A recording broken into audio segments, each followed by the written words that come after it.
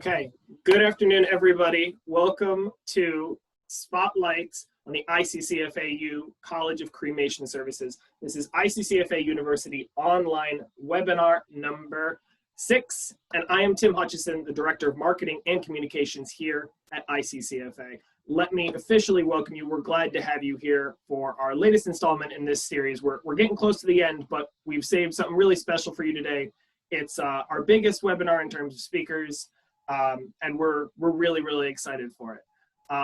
Before I talk about the webinar, I'd like to talk to you about Executing Excellence, an ICCFA Virtual Leadership Conference. This is our first ever full-fledged virtual event. It's in place of our fall leadership conference that we usually hold every year. Obviously this year, that's not an option. So we've got a really great schedule. It's all online.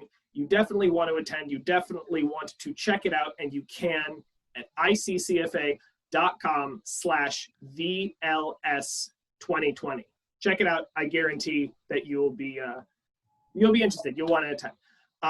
With that, though, I will turn things over, as I have been for these past 5 weeks, today on the 6th, to our Chancellor for ICCFA University, Mr. Jeff Kidweiler. Thanks, Tim. Appreciate it. Hey, everybody, welcome to our 6th installment of our online university. Again, we should be having this at Emory University, and we're not able to do that this year. This is 6 of 8, so we have 2 more to go, but you know, we couldn't have done this online university without the help of the Educational Foundation.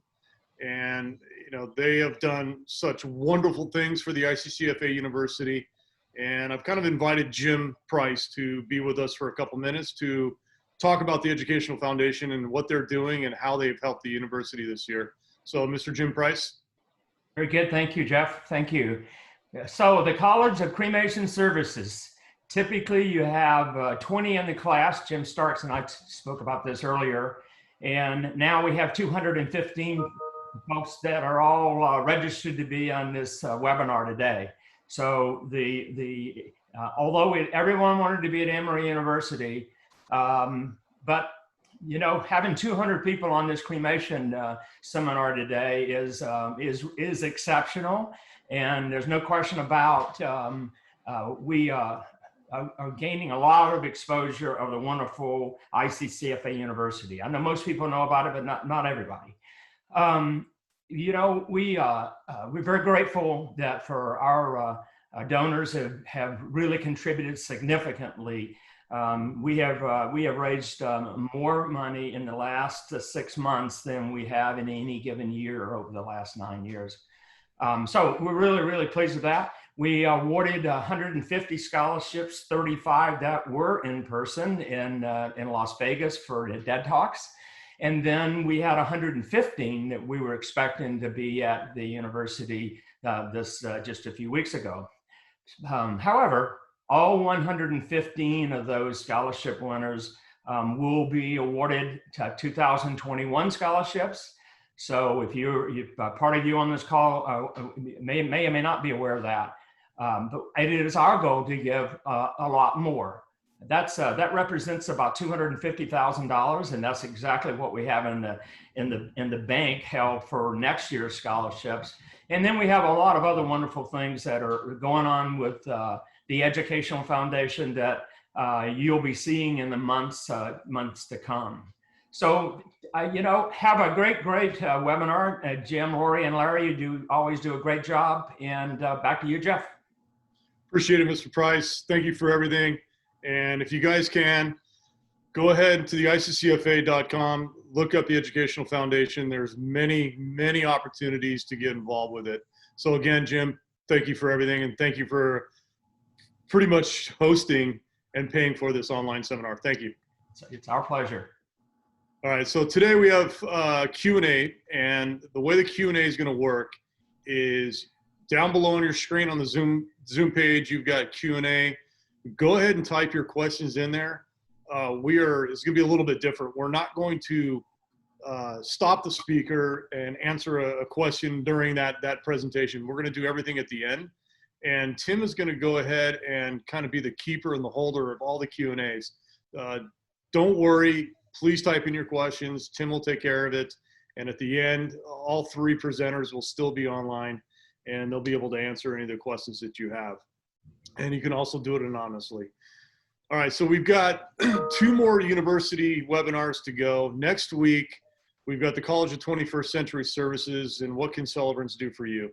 It's with Dean Glenda Stansbury. You don't want to miss it. It's going to be awesome. She always puts on a great presentation. And then we're going to take a week off, and then we're going to come back on September 10th it'll be our final presentation, and it'll be by Mr. Todd Van Beck. And Todd was going to try to do it the week prior, but unfortunately he's actually giving a commencement speech. So we gave him a pass, and he's going to be following up the next week with us. So please sign up for both of those. Okay, so here we go. We're getting ready to start our 6th presentation, which is awesome. And today's presenters, we've got Lori Salberg, who's the Director of Technology at Johnson Consulting Group, and we have Mr. Larry Stewart Jr. He is the founder of the Cremation Strategies and Consulting. I know Lori very well, and Larry, you and I go back way back, which is good. But our first speaker is actually going to be our dean of this university, Jim Starks. And Jim and I have been running around the university, so to speak, for the last 13 years. He's been the dean of this college. He actually started it. He is the president of J. Starks Consulting. So with that, my favorite dean, Mr. Jim Starks. Thank you. Actually, we've got 3 speakers, which is a little different than other years. And because if you haven't been to the university, we've got 3 different certifications. One's operator certification, one's administrative certification, the other one's counseling certification. So I wanted to give everybody a little bit of each of the colleges. So what we're going to do is start off with Larry, then Lori, then I'll finish it up. So Larry, if you want to take it from here. I can do that.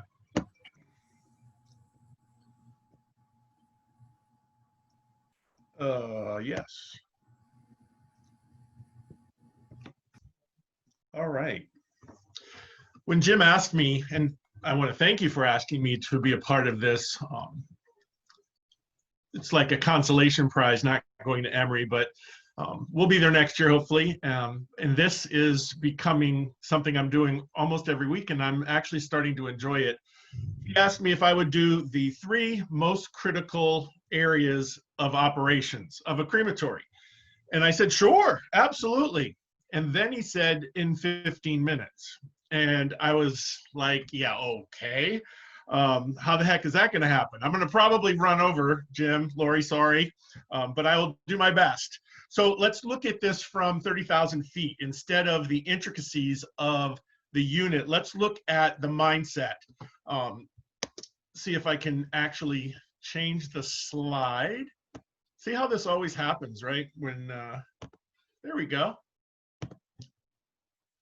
So the 3 things I decided were most important, and really there are so many things that are important to consider when operating a piece of machinery, especially something involved in death care and something that could kill you. Safety. We need to keep ourselves safe. We need to keep the environment safe. And one of the most important things that I think that every operator should have in the back of their mind always, and it's something that doesn't happen. I see it a lot with my clients, and it's basically the perception of cremation.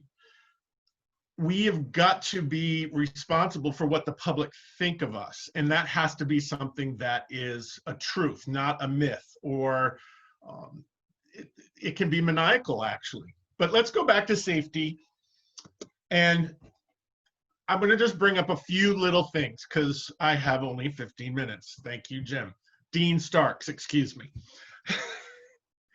You, they, it. This is my way of saying you've got to keep yourself safe. You've got to keep the people around you safe, and the it is your building. Just Google or YouTube crematory fire, and you'll see a couple of buildings that have burned to the ground because of the crematory or the cremator. Now, what do you think was the cause of that? Was it the machine? Was it something else? 9 times out of 10, it was the operator. And I'm not saying that those operators were bad. It's just that that guy or girl may not have been thinking about his safety. You don't put a 500-pound person in the unit after you've already done 3 cremations. These are little things that you have to know. We won't get into them today, but come to university next year and we'll get into details. With that said, you have to know how to operate your unit. Now, it's simple, right? You put a body in, you light it, it goes into ashes, you take it out. Well, it's way, way, way, way more than that. The machine is actually a pressurized gas and fire and air controlled thing. And if that explodes, guess what happens? You die. So we don't want that. We don't want you to hurt your building. We don't want you to do anything. You've got to follow your manufacturer's recommended and then tweak it from there. Now, a lot of you guys have a lot of experience operating these units. And of course, your unit's going to be, I don't know, I don't want to say quirky, but all units are different. You know, you could drive one type of Chevy and then drive the exact same model, but it's a little different because, you know, so-and-so drives too fast and the other guy drives too slow. Each unit is going to have its personality. The manufacturer gives you guidelines.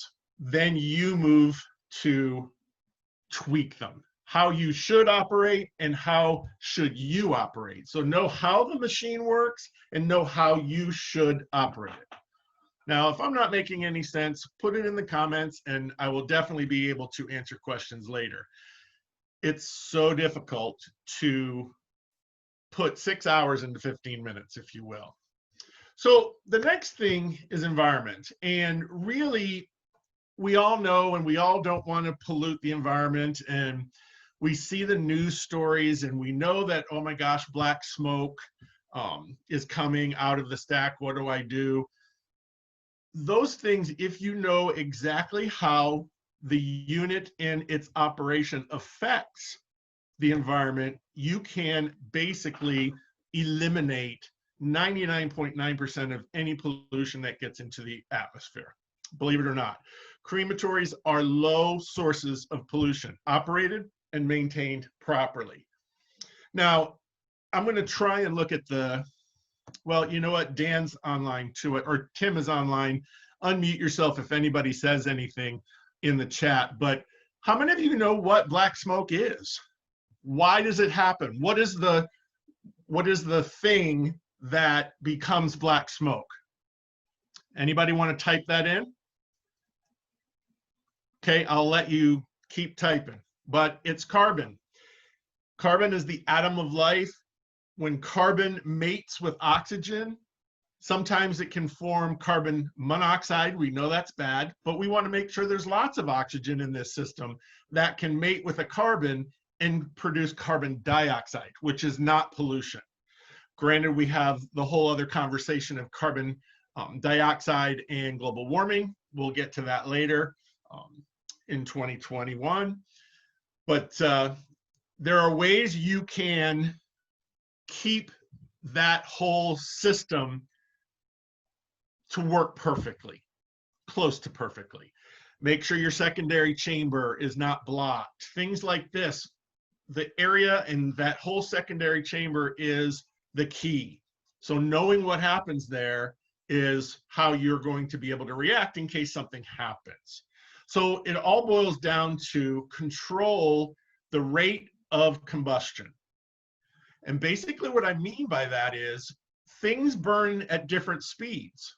Obviously, you know, a phone book is going to burn slowly, and that page out of a phone book is going to burn quickly. So different bodies are going to burn faster than others. You know the story, the larger bodies with a lot of fat tissue are going to burn hotter and faster. So you have to control this. Learn how this stuff works with your unit and learn what the consequences are. Awesome. Maybe, if I can get the slide to go. There we go. I'll move on to my third and final area. And this one is the most important to me. And I think it's important to us as death care professionals. what people think about us matters, because if they don't like us, they're not going to find us valuable. So the crematory operator is just as important as anyone else. The gravedigger is just as important as anyone else. The guy who cleans the toilets at the funeral home is just as important as anyone else, because we all become part of a big process. And I know I'm skipping down to the bottom, but it is so important. Operating a cremator is more than just burning a dead body. The process of turning a dead body into a living memory for someone is what we're all doing. Sure, we clock in, we do our thing, we clock out, we go home. But if you have that conscious thought of who you're doing this for, as well as your paycheck, it always comes out better. Now, fact or fiction, I'll say this quickly because I think I'm getting close to my 15 minutes. Everyone thinks they know what's going on with cremation, but they don't. And it's our job to be able to explain it. So you need to know what the process is. You need to know the technical side of it and be able to reiterate that to the public. You know, you could be in line at Starbucks and, well, heck, you could be at line anywhere now because we have to wait in line to get to places. It's nice not having my mask on. Be able to explain it. One of the other things is the chain of custody and ID process. Now, Dean Starks is going to get into this in depth in a little bit, but the biggest part of chain of custody and ID is to know what the process is at your place, to do it and do it every time. No shortcuts. And lastly, be able to explain it. I'm asked constantly when I'm out and about, which hasn't been the case in how many ever months, but they always want to know, well, how do I know this is really my grandmother? You should be able to explain how that security happens at your place. Boom, boom, boom, boom, boom. So it's just a taste of the areas that are most important in the operation realm. And obviously you have questions, put them in the chat. I'll be here until the end. And on that note, I will kick it to Lori. Well, thank you, Larry. Now the pressure's on for me to stay with my 15 minutes. Thank you, Jim.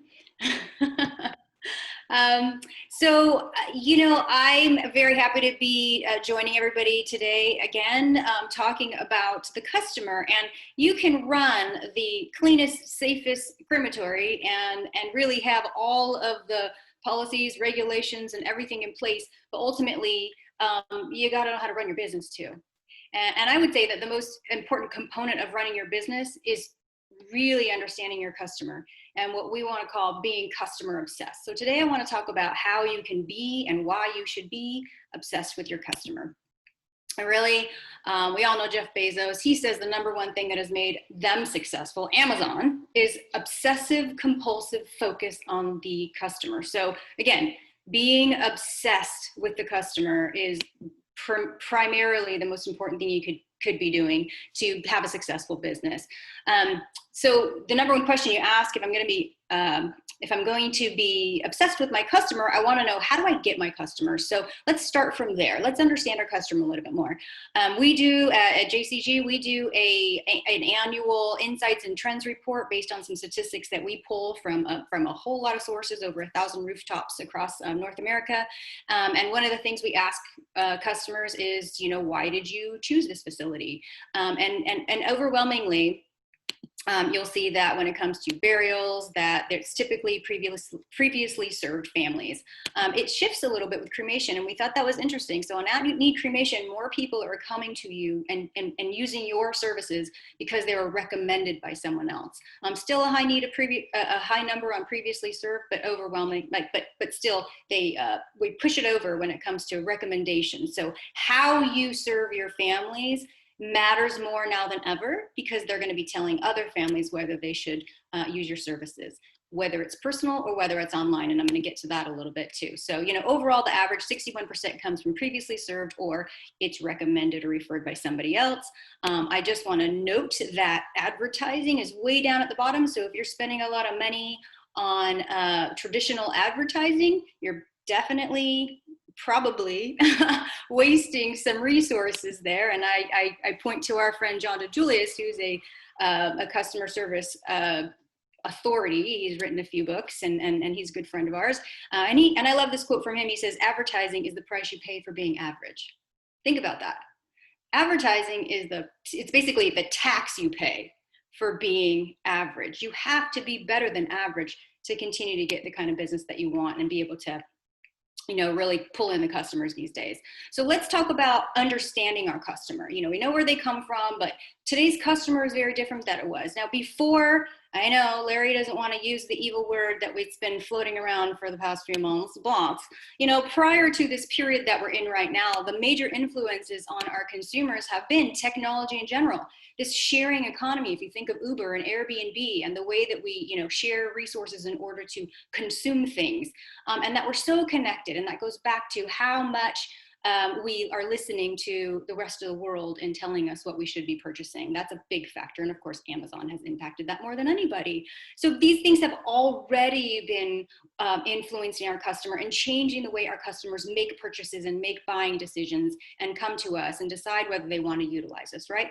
But then this new thing just got thrust upon us this year, right? It got dumped right onto us, and it's made an even different impact, to where technology has even had to take a greater step in front of everything that we're doing. And, you know, it's now, technology has been integrated into our lives in different ways more than many of us wanted. You know, we talk to people who have had to make these changes that they've thought about making for a long time, or people have been telling them to make. I mean, live streaming is a great example of that.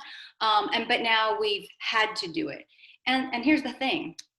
It's not just changed what we do, it's changed what everybody does, right? So if you think about how, like, I was at on a Zoom call with my second grade daughter's teacher last night in an orientation because school is starting, and they're talking about how they used to have all of the middle schoolers going straight to Google Classroom. And now the goal is, in that first week of school, to teach our second graders how to use Google Docs to do their work and also turn in their assignments in Google Classroom. Now think about that. This is a 7-year-old using 100% technology. It's insane, right? But it's also amazing and cool because now they have these skills at age 7, right? And so if you think about it, we're not going backwards. And I love this research that's been done. This is the consultant, Rocky Ozaki, who's the CEO of a company up in Vancouver. And it talks about work, and everybody's workplace has changed. And I think this applies to our customer as well, and the way our customers make decisions, because if our lives are changed, the way that we just integrate our work with our family and our life right now, it's definitely changing the way that we purchase things. Everything we do is being impacted in this now moment. So we were already moving away from this kind of legacy where people are going in the office 5 days a week and wearing suits and whatever. And we were moving toward what people were fearing is it's going to be all, you know, AI, and it's just robotic and there's no people working anymore. But because of what's just been thrust upon us with the pandemic, we're in this now moment where it's a really interesting integration of life and family. It's not like we're balancing it anymore. It truly is an integration. And so that's the now, right? But the next now is right in front of us. And we don't know what that next normal really is, but we do know that we're not going fully backward. We know that it's going to be some integration of all of this technology that we thought the future was going to be, and where we are with this integration with family. And I say that because a couple things. It changes what we should expect our customers to expect. They're definitely going to want something different, and we don't necessarily know what that is yet. Right? There's stuff that they can't do right now that they're being told they can't do when it comes to our services. And so when stuff starts to open up, it doesn't mean they're just going to go back to traditional. There's going to be something in the middle. So how are we going to know what our customers want? So I want to share 2 practices, and I'll try to do this quickly, but 2 best practices for how to figure out what our customers want and better understand them. And the first one is mapping your customer journey. And I talk about this all the time because it's the most important thing you could do to understand what your customer experience is. And why that's important is because what they experience is going to determine whether or not they recommend you or refer you to other people. Remember that 54% of people are coming to you because they're recommended, either online, in a social post, on a Google review, or with friends and family, right?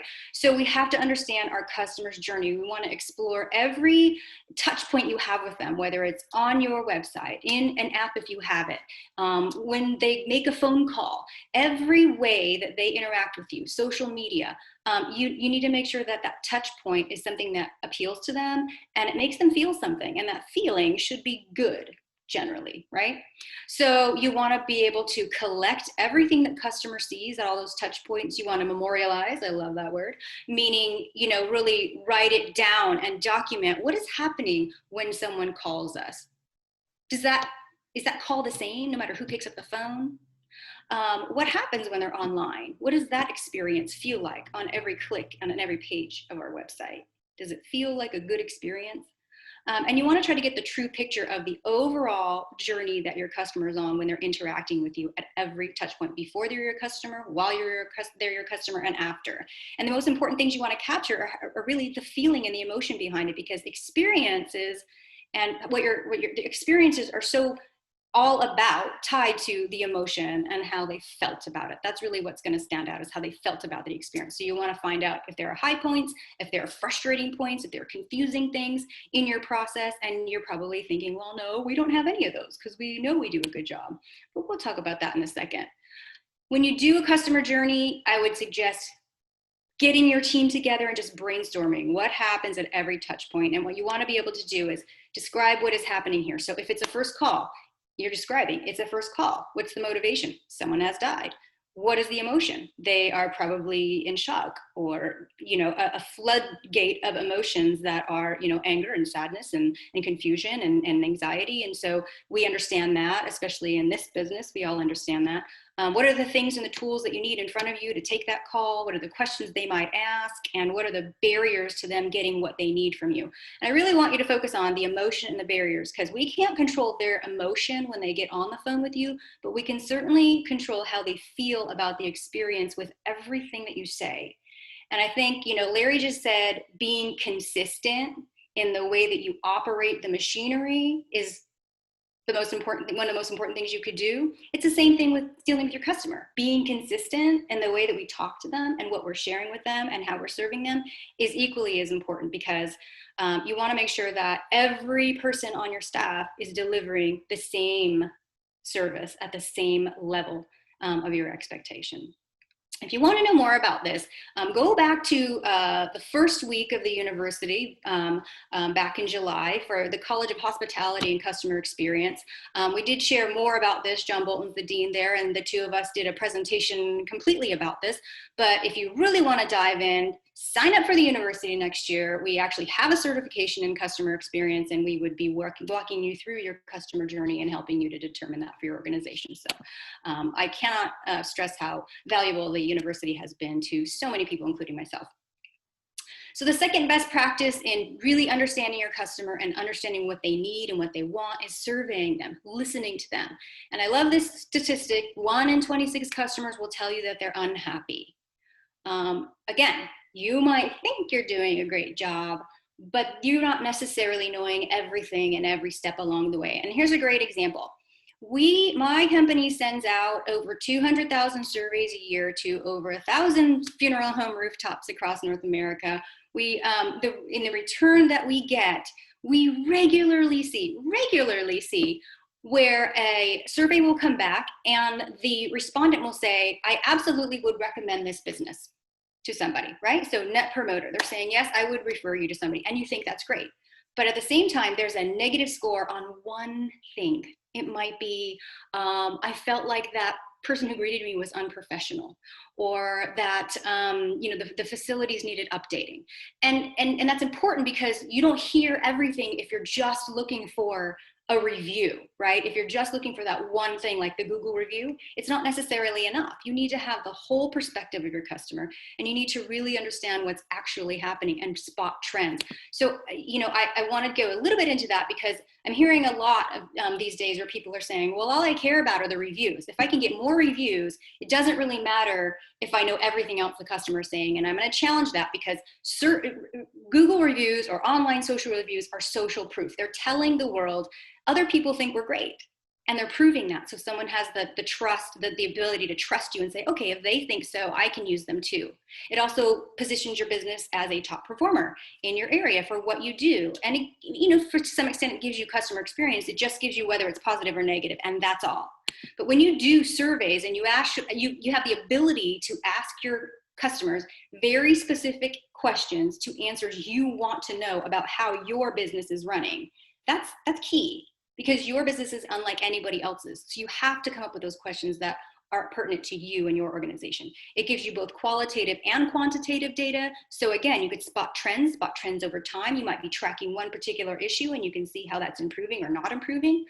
You can measure both the arrangers or the employees on your staff, as well as if you have multiple locations, how are they tracking against each other?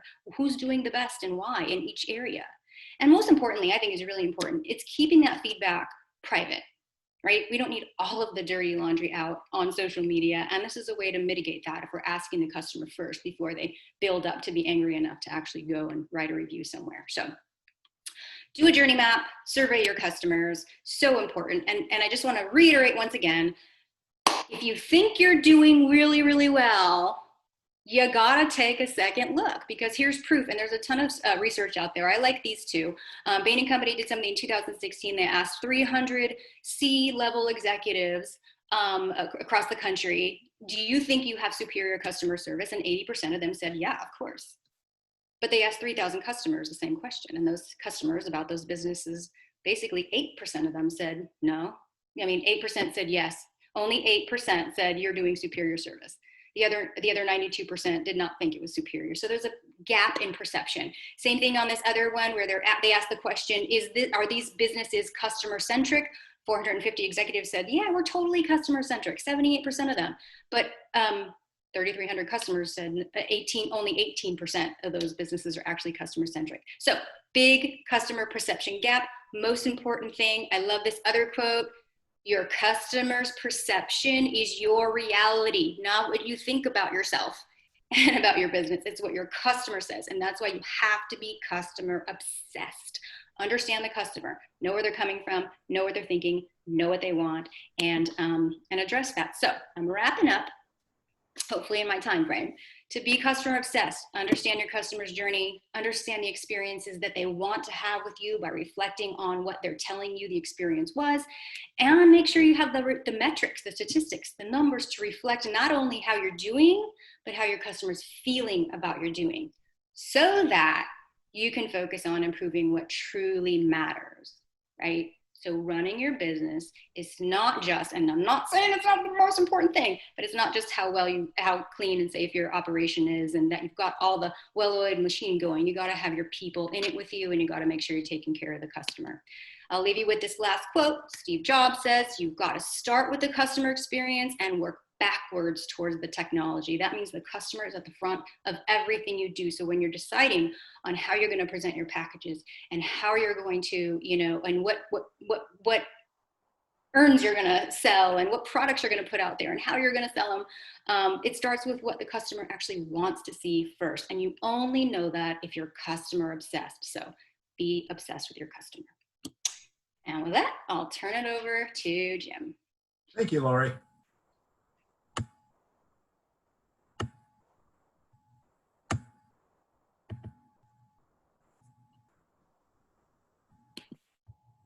Let me get the screen first. A couple things I'd like to bring up before I start my presentation that we need to remember during the whole cremation process. We need to have dignity and respect the whole way through. From the time we pick up the deceased till the time we return the cremated human remains to the family or at final placement. We need to commingle the least and return the most. And finally, what this presentation goes on is identification. It's irreversible. Once you push that button, you cannot back out of the cremation process. And it's irreplaceable. You cannot go to Amazon and get a new set of mom's cremated human remains. It's just not possible. So if you keep those things in mind, and what I want to do is taking it that we've got a funeral home separate crematory. I know a lot of people are separate, do it differently, but I'm using having a separate standalone funeral home and standalone crematory. First, we have place of death. The funeral director or the removal staff need to make sure we have the right person. Do they have identification on? When I first started years ago, every hospital, every nursing home, they had ID bands. Nowadays, you don't see that often. There's no ID band. So what we need to do is, if there's no ID band, have them with you, place one on the ankle with the name. Now, if it's a COVID and it's not in a body bag, what you need to do is have like web roll and disc spray, soak the web roll down, place it over the mouth and nose, or take some type of plastic, dry cleaning bag, Visqueen, cellophane. So you've got that barrier over the nose and mouth to protect the removal staff. Then the family needs to do an identification. I'm a big believer in the family actually, next to kin, relative, close friend, actually viewing the deceased in the container selected. Reason I like that, it shows the family that you're using the container that the family chose. Also, you're doing one less move. Instead of rolling in a stretcher, rolling in a dressing table, you already have the person in the container that was selected. So they view and then have them sign a form that, yes, they did identify that as their family. But now with the pandemic going on, things have changed. A lot of people don't want to come into the funeral home. They're not comfortable with that. They want to have their distance. I think it's getting a little better now, but back in May and June, people did not want to come in. A lot of states were locked down. So what we need to do is maybe come up with some different ways. Maybe doing the ID at the place of death if there's a family member there. It could be taking a photo of the person. I'd get a disclaimer signed first that they authorize you to take a photo. You email it to them. Or if they do come in, they don't want to view, they see the photo. If the person did die of COVID and they do want to view, we need to spray that whole container down. Most of them are cardboard. Spray it down with disinfectant because COVID can live for up to 24 hours. The other way would be to do a viewing without the body present. You need to have your form. Deceased name, sex. Okay, that rules out half the people. You got race, weight, age, hair color, amount of hair. Larry and myself don't have a lot of hair compared to Tim. Is there a certain type of hair? Do they have teeth or do they have dentures? Or they only got 2 front teeth? Did they come with clothing? Did they have jewelry? Did they have piercings? Where are the locations of the different piercings? Tattoos, location and design. But remember, if somebody had a tattoo 40 years ago, it's not going to look like a rose anymore, but at least you know approximately where the tattoo was.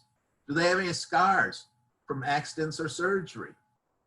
Any other features? If they've got a current photo that they could bring in also. You'd have a form like that that would help you do the identification process without viewing them. The other way would be to use something like Sign Online, which you upload the photo, it goes to them, they sign it, and it comes back to you that they've identified the person, but still I would have them sign that release ahead of time that allows you to take the photo just to be on the safe side.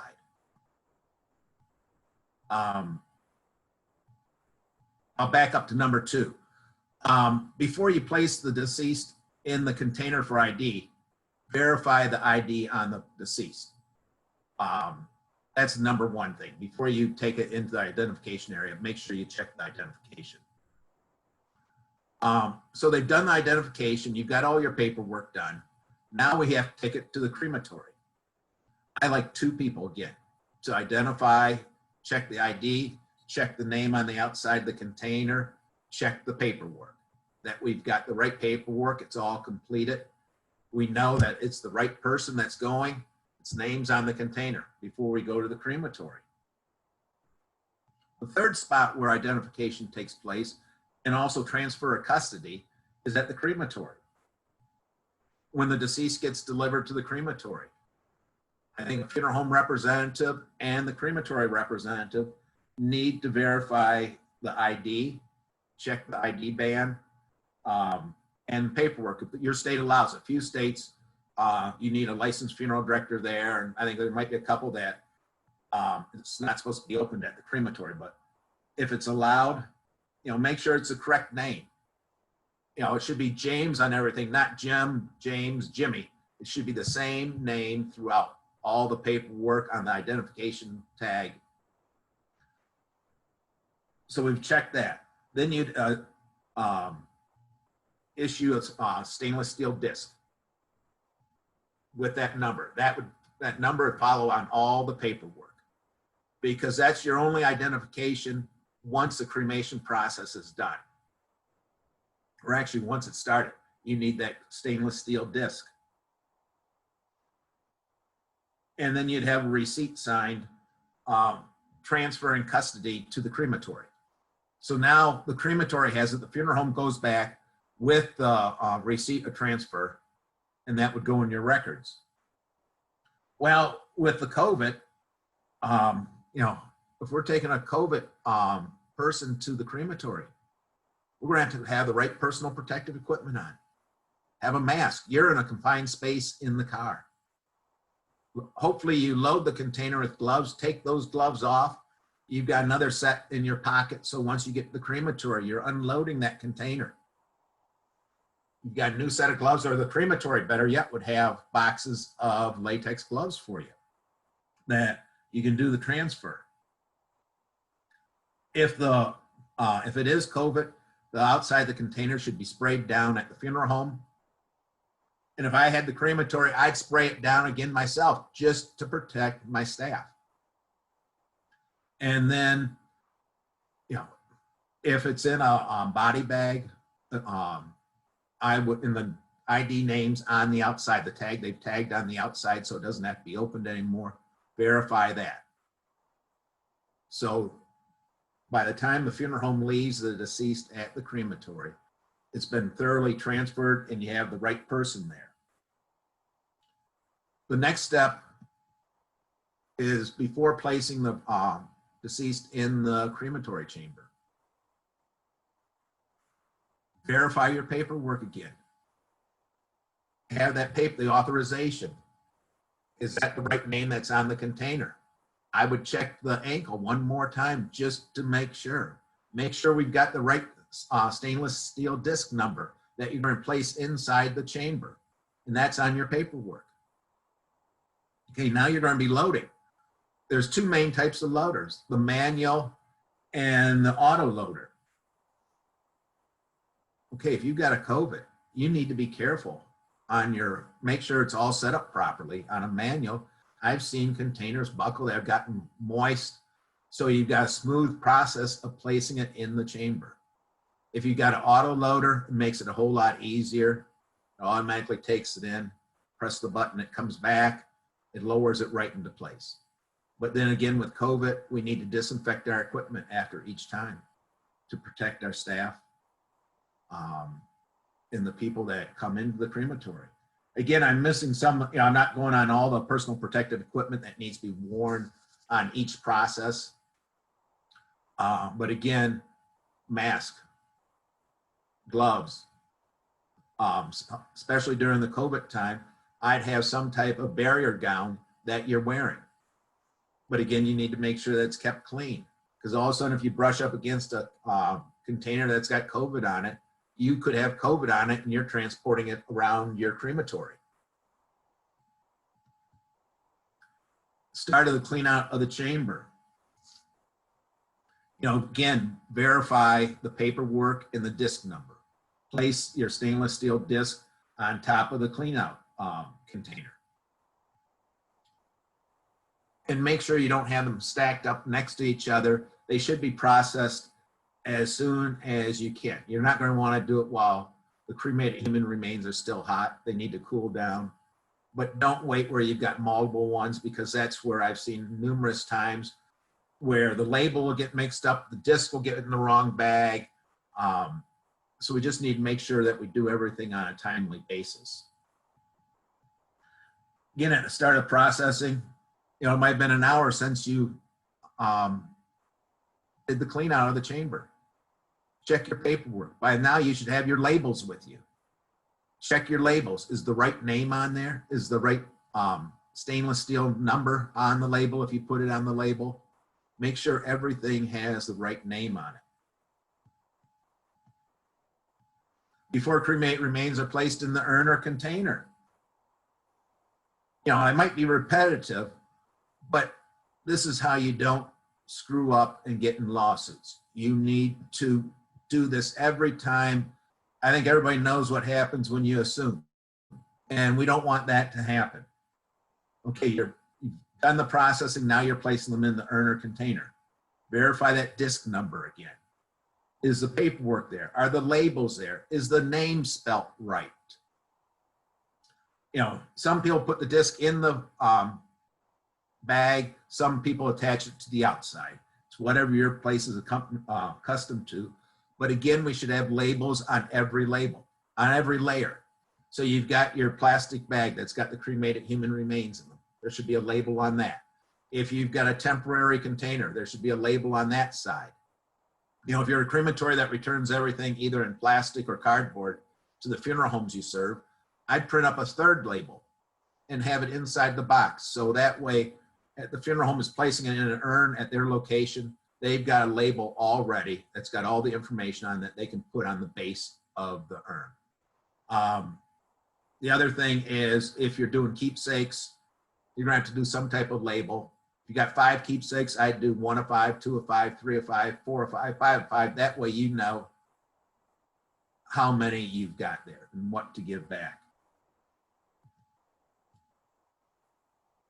When the urn or container is given to the funeral home, now we're transferring custody from the crematory back to the funeral home. Funeral home needs to verify we've got the right name on there. And I check the certificate of cremation, make sure the right number is on that. They've got the number on the stainless steel disc. Check all those, because one is done, 2 different processes on the computer, unless you're high tech where it pulls it from a database, which is beyond me. But I've seen it where the number's been transposed on one of the, or maybe on the certificate of cremation. All of a sudden it gets back to the family. They look, numbers don't correspond. Now there's a big flag.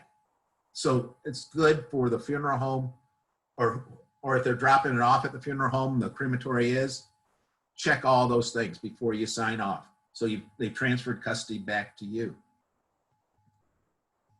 Before the urn or container is given to the family, verify that the name in the paperwork is correct. Make sure the cremated human remains are in the urn. Ran across it a couple times over my years. The family comes in, here's the urn with the person's name on it. Well, the funeral director or somebody never did the transfer. So make sure the cremated human remains are in there. Make sure you don't have any cremation dust on the outside. And again, these are just housekeeping things. Make sure it's the proper person. On the cremation authorization, it should say who you're going to release them to. And that should be the only person that can get them. So if it's mom's going to pick them up, but the daughter's coming in, we can't do it unless your mom signs off. It might be hard, but we're just protecting ourselves and protecting the family. So that's the only person that can pick them up. Ask for a copy of the ID, whoever is picking them up. You might be a small town funeral home that does 75, 100 calls a year, and you know every family member. You should still have this policy. Blame it on your insurance company. Tell them that your insurance company is making you do this if you don't feel comfortable asking the family for an ID. And then, attach the driver's license to the release that they're signing. It could be on your authorization. It could be another form. And then, I'd offer to carry it out to the car if they've got any questions. Try to do it in a room where they've got privacy, not in the hallway or at the front desk. But again, during the COVID time, disinfect the room after they leave. If you're using a small conference room, take a disinfectant spray and spray down the table. You might want to spray down the temporary container beforehand. But again, these are the 10 steps, and Larry may have a couple more that I didn't mention, but this basically covers every process that takes place from the time of death to returning them. And we need to have accountability on the identification. Well, that concludes my part. What I'd like to do is, anybody who's not been to the university yet, think about the cremation class, because cremation affects everybody and it's the best class there. I know, Lori, you did your little one for your class, so I had to boost mine. The whole university, Jim, all of the college. The whole university. The whole university. It's a great experience. If you've never been there, it can be from an owner, chief financial officer, down to grounds crew. We've got the whole gamut there. And it's a fellowship, sharing that takes place. It's, I've been in this business almost 50 years now. And it's the best death care professional meetings I have ever been to. So I'd like to thank Lori and Larry for participating today, Jeff Kidweiler for being the chancellor, Jim Price for funding this, and Tim, all the hard work and emails that you send out and walk us how to do Zoom. I'll turn it over to you. I do my humble best. Thank you again. Thank you, Jim, Lori, Larry. And as Jim said, ICCFA University is a really special place. I'm still new to ICCFA myself. When I joined, there was hopes that I'd be in Georgia. Well, it would have been a few weeks ago, but I didn't get to join. But we hope to see you all there next year. And there will probably be some more scholarships available from the ICCFA Educational Foundation. So keep your eyes out for that information. But like I said, we do have a few minutes for Q&A. So go ahead, type them in the chat box or the Q&A box below. We already got a few, and they came up during Lori's presentation. So I'm gambling, man. I'll say they're probably directed for her. So this is from David. David asks, with this new tech being used, how do we help older or non-tech people use it? As in, if I'm in a rural area and most people don't want to use it, how do we really encourage its use? We definitely don't want to push our customers to do something that makes sense for us. We want to meet them where they're at. So if it's still the basic phone, we're going to visit with each other, obviously outside with the COVID policies, whatever you can do there, still do that. But there are baby steps you can also take. I'm thinking of my friend Mike Regina, who has a company, Funeral Decisions. Right at the beginning of this, he was showing me something that he was doing for some clients that he works with, where he you could be on a phone call. So even if it's at that level of technology where it's just a phone call, you don't have to get someone on a computer. You can be on the call and say, are you on a mobile phone? A lot of people are these days, right? So even the older folks, if they can be on a mobile phone, you can actually text them a link to a slide presentation and they could be viewing it on their mobile phone instead of having to go through the technology of getting on a computer, and walk them through an arrangement or a presentation so they can see some of their options there. I mean, this is definitely something you could do on your own, because you can create PDFs and just send those off as a text message. I mean, the technology is there, and if we could just strip it down to its barest bones, that's how we start getting those baby steps. The good thing is, so many of these, even elderly people, even in rural areas, I think, are having to be forced to use some technology. I mean, my 75 to 85-year-old parents are door dashing, so you never know. Cool. We have another one from David. I'm gonna, again, assume this is for you, Lori. you were talking about the importance of surveys. By the way, if you've attended our webinar today, you will receive a survey from us tomorrow. Don't be the 1 in 26 who only says something bad, but we do want to hear your feedback, so please fill it out. Anyways, David asks, he says, when sending out surveys, do you find that if you use a third party, you get a better response as opposed to doing it on your own? Yeah, I mean, well, obviously we think so. We have a great return rate. We actually issue we are a third party provider for surveys, and there are many out there inside the industry and outside of the industry. It's definitely recommended for a number of reasons. One, our typical return rate is 35 to 45%. We do have clients who are getting up to 60, 65%, where they do all the things that we recommend they do to try to ask for those surveys to be taken. And so, there's a few reasons for that. One, I think people are more willing to be honest, even if they had a great experience, or like I said, there might be just that one thing they're not happy about, but you're going to get honest responses. Even if you don't have the volume, it's important to get the honest responses. And so that's more key to anything. You can also benchmark yourself against others. So how are we doing against somebody in the same state, in the same, with the same call volume, with similar demographics? So that's another value point there. And we're impartial. So, or the survey company or the third party is impartial. So they're just presenting the results. Where a lot of times if you have an internal staff person reviewing those results, and I hear this all the time, people say, oh, we don't do surveys because we just got really good stuff or bad stuff, or we didn't need to hear it, or I didn't like hearing it.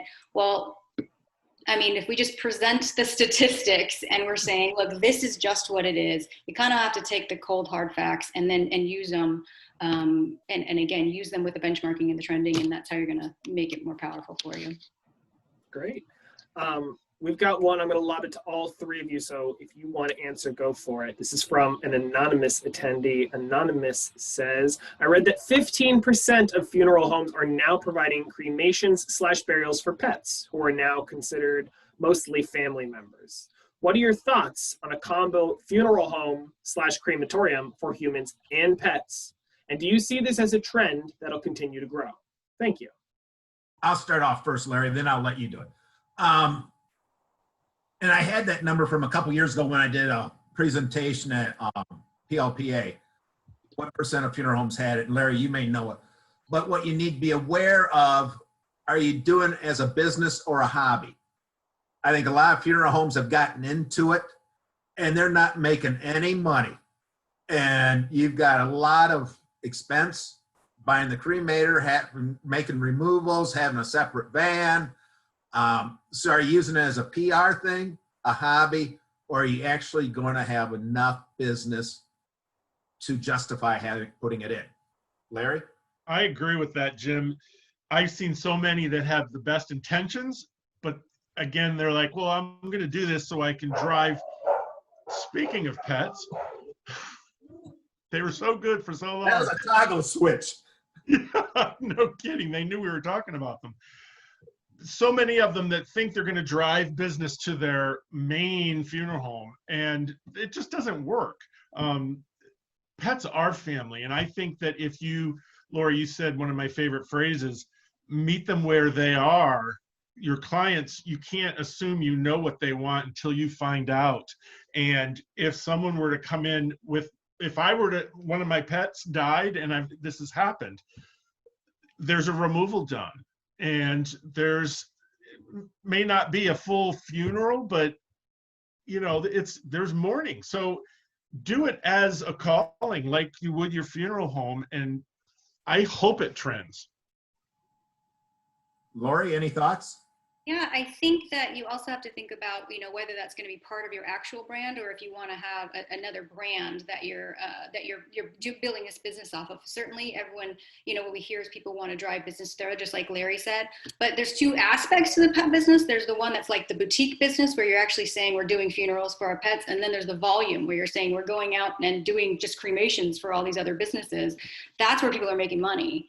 So if you want to get in the boutique thing, really think long and hard about that, because it could either damage your brand, because there are people who don't want that thought of, or the perception of commingling, or it could help you if you do a really good job in the right community. But I mean, really all of the demographics around you have to be right for that community to want a boutique.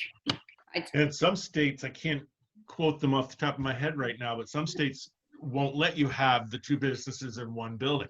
So you almost have to brand them separately, which, I mean, I get it. you'd like to think that everybody doesn't isn't shady, if you will, and where we wouldn't need a law like that, but sadly. Okay, we're currently, our queue's a little empty. We'll leave it up for just another minute. So if you're still typing, I encourage you to double your speed, be very frantic about it. And keeping one person on for a while is one thing. We've got three, and three experts from our wonderful college. But while we're doing that, I will clear up a couple little housekeeping things. There have been some questions in the chat asking about recordings. Yes, this webinar and all of our webinars are recorded. All of our past ones are available on ICCFA.com, and you can catch this one tomorrow. It should be up within 24 hours. It takes time to encode and upload. And if you wanted to watch Lori's webinar, that was our very first one. She set the bar very high. That's the first one. So there you go. And it's also linked in the chat. If you're being frantic, I'm afraid you weren't quite frantic enough. I'm not seeing any more questions, but I would like to thank the three of you for joining us today. Jim, Lori, Larry, it's really been a pleasure. We really appreciate it. I know hopefully we've got lots of people today who will see you in person next year and say, hey, I really liked the webinar. And like I said, please, we want to hear from you. Your feedback is really valuable to us so that we can continue to serve you as an organization. So when you receive that recording link tomorrow, which you will because you're here as a registrant, there'll also be a link to a Survey Monkey. If you don't mind, I'd be grateful forever. Can these webinars be shared with our staff? Tim asked, not me, Tim, another Tim. And yes, Tim, share it with everybody. They are free and open, a resource to the greater ICCFA community, the death care community. We want to share this with you. And if your staff likes it, they can come to university next year. So, hey, I'm going to hold you to it. With that, thank you all for joining us so much. Thank you, everyone. Stay safe out there, and we'll see you for our next webinar next week. Thank you. Thanks, everybody. Have a great day.